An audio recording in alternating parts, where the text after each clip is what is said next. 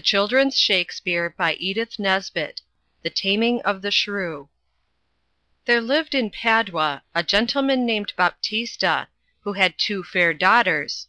The eldest, Catherine, was so very cross and ill-tempered and unmannerly that no one ever dreamed of marrying her, while her sister Bianca was so sweet and pretty and pleasant-spoken that more than one suitor asked her father for her hand. But Baptista said the elder daughter must marry first. So Bianca's suitors decided among themselves to try and get someone to marry Catherine, and then the father could at least be got to listen to their suit for Bianca. A gentleman from Verona named Petruchio was the one they thought of, and, half in jest, they asked him if he would marry Catherine, the disagreeable scold. Much to their surprise, he said yes.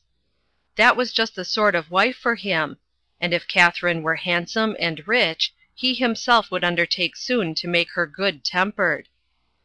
Petruchio began by asking Baptista's permission to pay court to his gentle daughter Catherine, and Baptista was obliged to own that she was anything but gentle.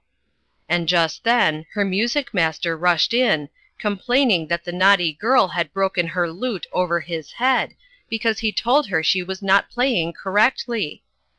"Never mind," said Petruchio.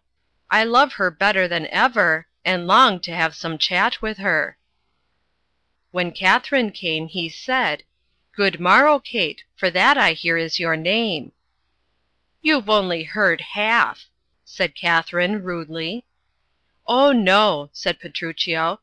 "They call you plain Kate and Bonny Kate, and sometimes Kate the Shrew, and so, hearing your mildness praised in every town, and your beauty too, I ask you for my wife."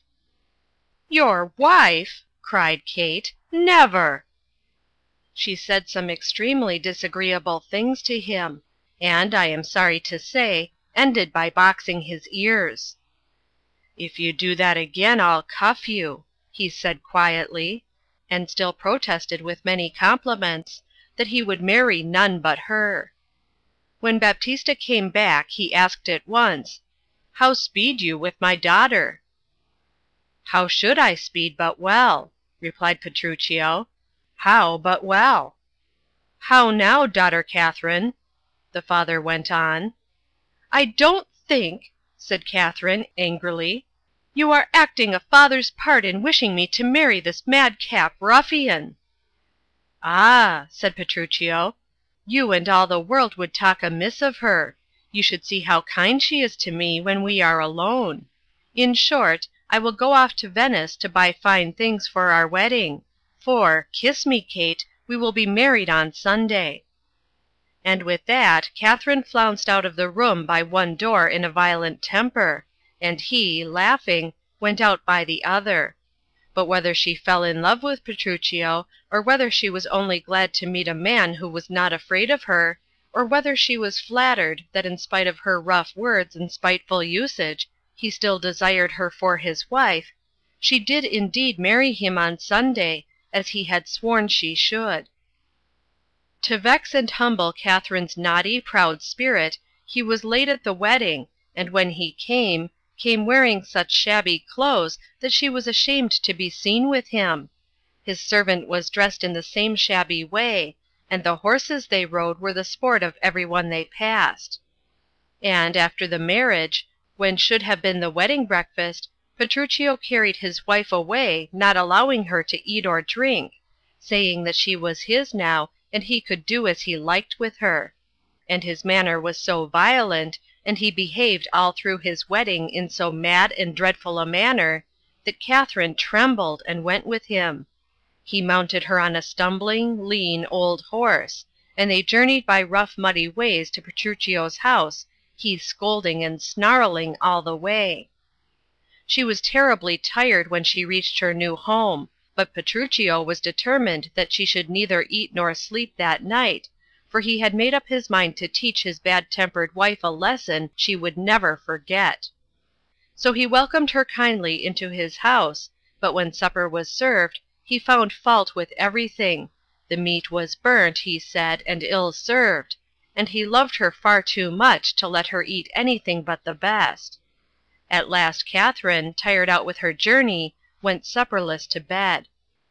Then her husband, still telling her how he loved her, and how anxious he was that she should sleep well, pulled her bed to pieces, throwing pillows and bedclothes on the floor, so that she could not go to bed at all, and still kept growling and scolding at the servants so that Kate might see how unbeautiful a thing ill temper was.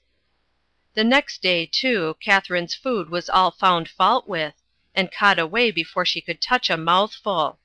And she was sick and giddy for want of sleep.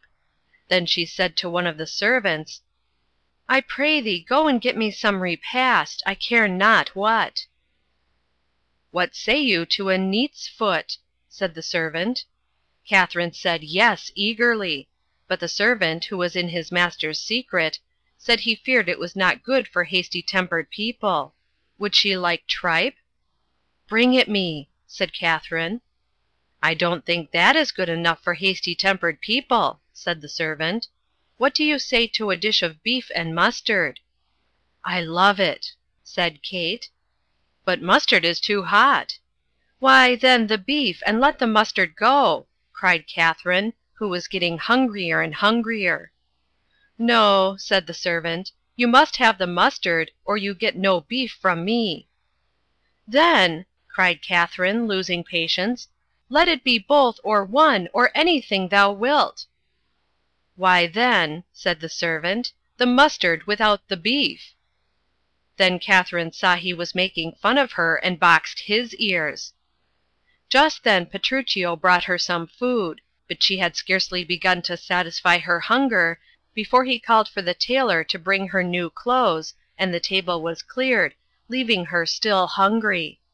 Catherine was pleased with the pretty new dress and cap that the tailor had made for her, but Petruchio found fault with everything, flung the cap and gown on the floor, vowing his dear wife should not wear any such foolish things. I will have them, cried Catherine. All gentlewomen wear caps as these. When you are gentle you shall have one too, he answered, and not till then. When he had driven away the tailor with angry words, but privately asking his friend to see him paid, Petruchio said, Come, Kate, let's go to your father's, shabby as we are, for as the sun breaks through the darkest clouds, so honor peereth in the meanest habit. It is about 7 o'clock now. We shall easily get there by dinner time. It's nearly 2, said Kate, but civilly enough, for she had grown to see that she could not bully her husband, as she had done her father and her sister. It's nearly 2, and it will be supper time before we get there. It shall be 7, said Petruchio obstinately, before I start. Why, whatever I say or do or think, you do nothing but contradict. I won't go today, and before I do go, it shall be what o'clock I say it is. At last they started for her father's house. Look at the moon, said he. It's the sun, said Catherine, and indeed it was. I say it is the moon, contradicting again. It shall be sun or moon, or whatever I choose, or I won't take you to your father's. Then Catherine gave in, once and for all. What you will have it named, she said, it is, and so it shall be so for Catherine. And so it was, for from that moment Catherine felt that she had met her master, and never again showed her naughty tempers to him or anyone else. So they journeyed on to Baptista's house, and arriving there, they found all folks keeping Bianca's wedding feast, and that of another newly arrived couple, Hortensio and his wife. They were made welcome, and sat down to the feast, and all was merry, save that Hortensio's wife, seeing Catherine subdued to her husband, thought she could safely say many disagreeable things, that in the old days, when Catherine was free and forward, she would not have dared to say. But Catherine answered with such spirit and such moderation, that she turned the laugh against the new bride. After dinner, when the ladies were retired, Baptista joined in a laugh against Petruchio, saying, Now in good sadness, son Petruchio, I fear you have got the veriest shrew of all. You are wrong, said Petruchio. Let me prove it to you. Each of us shall send a message to his wife, desiring her to come to him, and the one whose wife comes most readily shall win a wager which he will agree on. The others said yes readily enough, for each thought his own wife the most dutiful, and each thought he was quite sure to win the wager. They proposed a wager of 20 crowns. 20 crowns, said Petruchio. I'll venture so much on my hawk or hound, but 20 times as much upon my wife. 100 then, cried Lucentio, Bianca's husband. Content, cried the others. Then Lucentio sent a message to the fair Bianca, bidding her to come to him, and Baptista said he was certain his daughter would come. But the servant, coming back, said, Sir, my mistress is busy, and she cannot come. There's an answer for you, said Petruchio. You may think yourself fortunate if your wife does not send you a worse. I hope better, Petruchio answered. Then Hortensio said, Go and entreat my wife to come to me at once. Oh, if you entreat her, said Petruchio. I am afraid, answered Hortensio sharply. Do what you can, yours will not be entreated. But now the servant came in and said, She says you are playing some jest, she will not come.